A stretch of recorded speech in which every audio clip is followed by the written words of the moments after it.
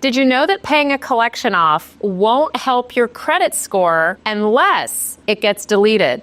Collections are not automatically deleted from your credit report. A lot of people don't know that. In this video, I'm going to go over 6 proven steps to delete the credit score forever from your credit. And you want to stick around because I'm also going to give a bonus hack that might delete it even sooner. Collections on your credit report can destroy your credit score. I've been pulling credit reports since credit reports and credit scores have even been around, dozens of years. And I've seen over and over again how one collection, no matter the amount, it could be $10 or $5,000, destroys a credit score overnight. We're talking 100 points. That is a lot, y'all. So you want to make sure that you do the steps in this video, especially if you're going to buy a house in the near future. This could get you a better interest rate.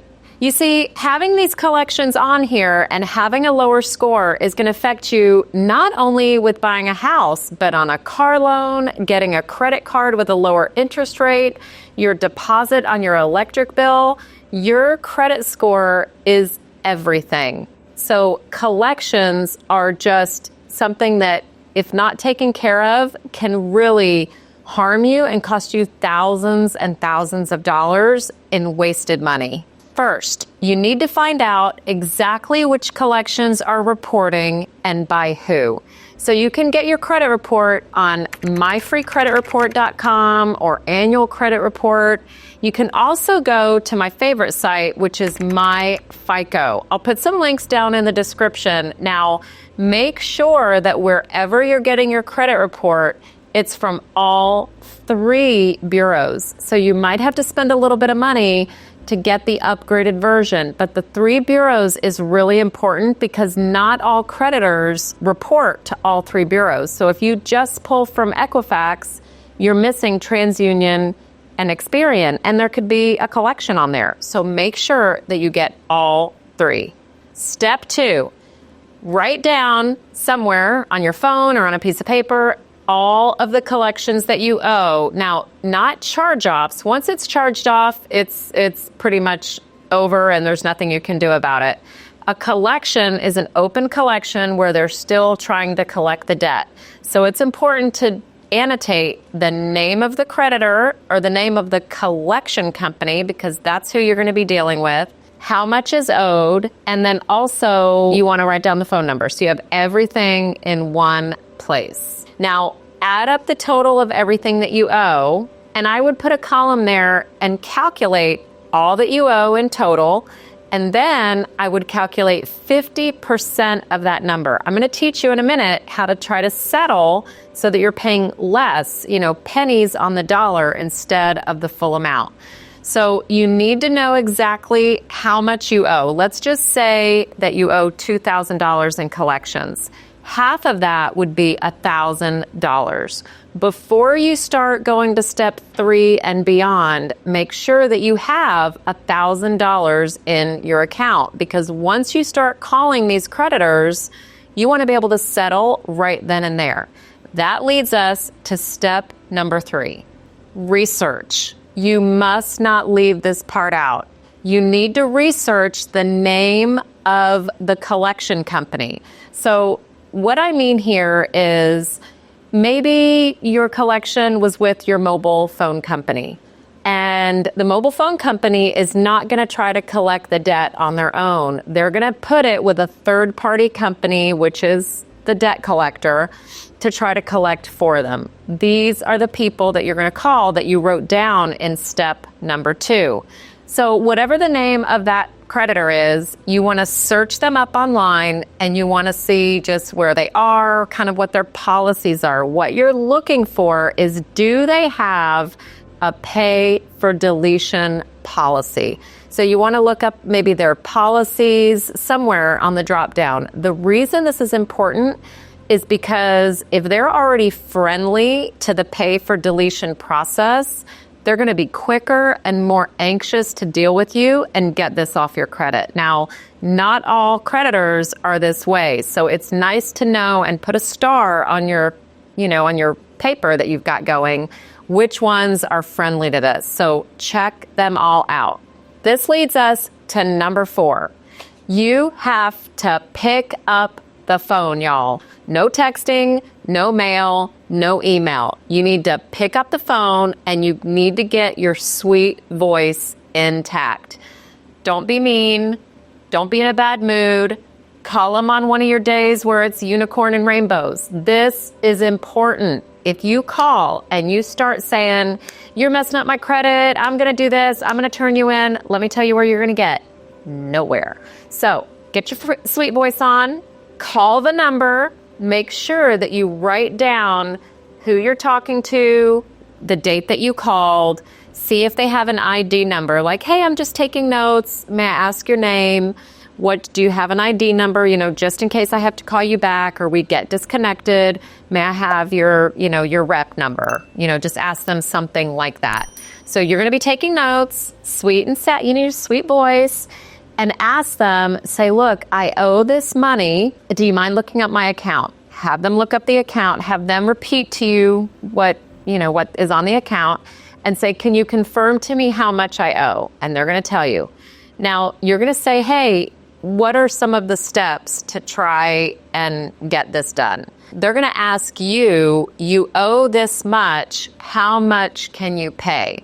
So this is a little secret. You're going to try to bargain. Don't automatically go for the 50%. Try to offer them like 20 or 25%. So this is what I mean. If the credit owed is $2,000 on this one bill was $2,000, 25% of that is $500. Say, well, I have $500. They say, yes, that's fantastic.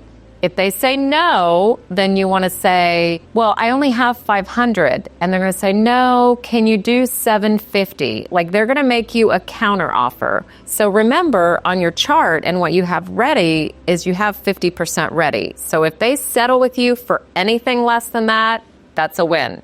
So let's say that you agree to the $750, let's just say. You say, okay, great. Now, can I confirm that you'll pay for deletion? So if I pay this, will you notify all 3 bureaus that it's going to be deleted from my credit report? This is really important, y'all. Listen up. If they say yes, you're going to say, oh, that's fantastic. Thank you so much. Remember the nice voice. Do you mind giving me that in writing? And once I get it in writing that you're going to delete it, I'll go ahead and make the payment. Tell me where I need to go and pay.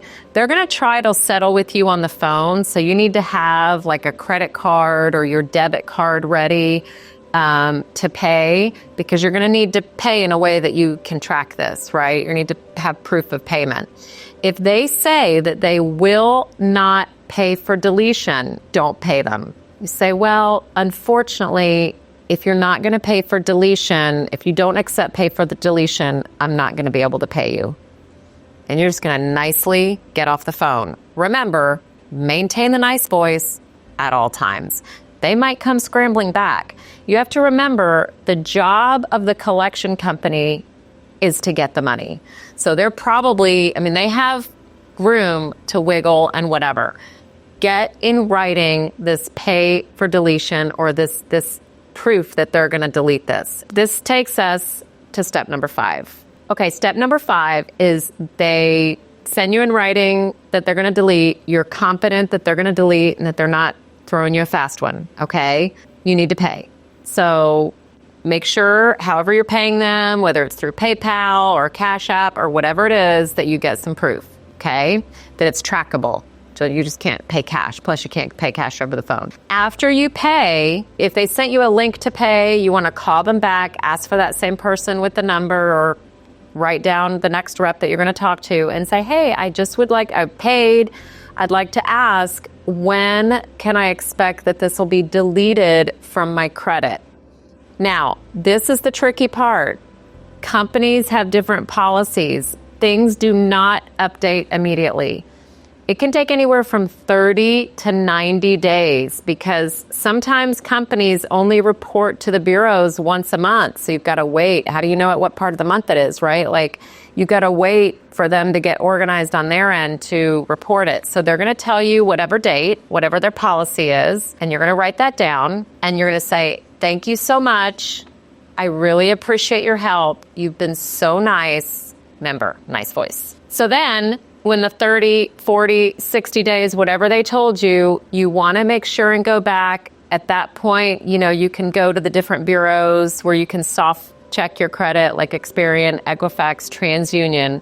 Now, here is the hack to try to speed this up quicker, especially if you're doing something like getting a mortgage or something where you need your score down. You can dispute the collection. Now, this is really important. You want to take notes or read the transcript down below. Disputing this, you're just disputing it. You're not showing them proof of payment. Do not show like, oh, here's my PayPal receipt. I paid this collection. That's not what you're doing. You're just disputing that the collection even exists because remember, so company is supposed to be deleting it by now.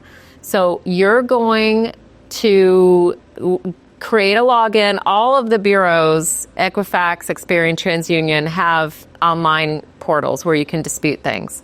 So you're going to go to their online, or you can do it over the phone. If you're not tech savvy and you don't want to create the online portal, totally fine. You don't have to do that. You could call them. You're going to say, I have this collection on my credit. I'm disputing it. That's all you need to say. The credit bureaus must investigate within 30 days the validity. Leave the burden of proof on the creditors. So Experian, for example, will reach out to so collection company and say, the client disputes this. Is this valid? And they should say no because you're going to have paid it. So let that happen. And if the collection company doesn't respond to them, let's say that they go MIA and they're ghosting. If the bureau cannot verify with the collection company, like if there's no response, they're ghosting, they don't respond, they have to delete it, okay? So that's how this happens a little bit quicker. If you have a collection, follow these steps and your score will start coming up and getting better and better. Because remember, collections are like 35 to 40% of your score, y'all. So it's super important to pay attention. And these collections that you can settle and get out of your life, the better. Comment. I want to hear your comments. Thank you for watching. See you on the next video.